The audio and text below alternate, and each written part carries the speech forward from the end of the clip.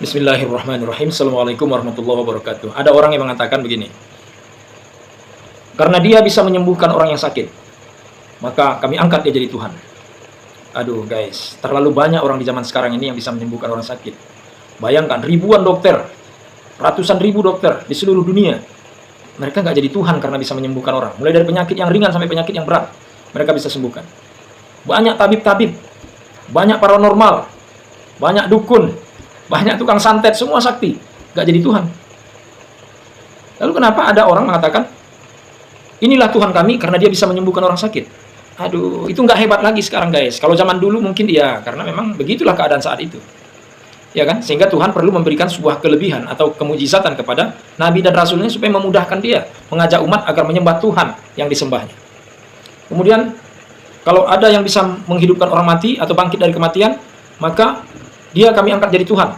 Dia layak jadi Tuhan. Dialah yang menjadi Tuhan kami. Saya ingin katakan di kampung saya dulu ada dua kejadian.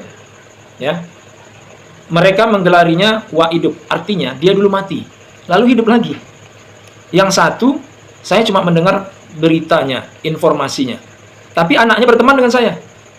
Yang kedua, itu pernah hidup bersama kami bertetangga. Dia tahu di masa tuanya kerjaannya apa? Jual air, diambil dari sungai, berdregen-dregen, bertong-tong, itu dijual. Dia yang dorong, dia ambil yang dorong.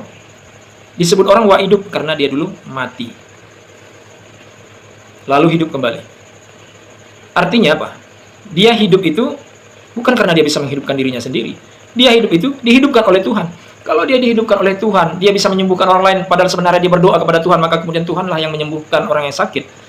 Maka apa hebatnya dia sebenarnya? Yang hebat itu Tuhan.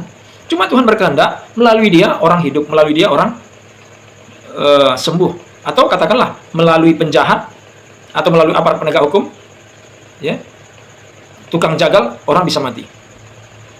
Guys, kalau gara-gara itu kalian anggap Nabi Isa lalu kemudian dia pantas jadi Tuhan, maka sebenarnya ada Nabi yang juga punya kapasitas seperti Nabi Isa, yaitu Nabi Ilyasa, yang bisa menyembuhkan orang sakit dan bisa menghidupkan orang mati. Tapi bukan dia yang menyembuhkan, bukan dia yang menghidupkan. Dia berdoa kepada Tuhan, Tuhan yang menyembuhkan lewat doa dia. Karena Allah ingin meyakinkan kepada hambanya, kepada umat Nabi Ilyasa, kepada umat Nabi Isa, bahwa dia punya kelebihan. Lalu orang kagum, dan sesudah kagum mudah-mudahan orang mau beriman kepada Tuhan yang disembah oleh si Nabi dan si Rasul itu. Itu problemnya sebenarnya saudaraku, ya. Jadi sahabat-sahabat, tak usah berlebihan kali juga, ya kan? Biasa itu, ya. Manusia itu semua diberikan Allah Subhanahu wa taala kelebihan. Oke guys, sampai di sini dulu. Waras. Kalau nggak waras berarti gila. Kalau ada debat agama manapun, debat apapun saya siap hadir. Dan saya siap membuktikan bahwa Yesus adalah Tuhan, bukan dengan kata-kata saya.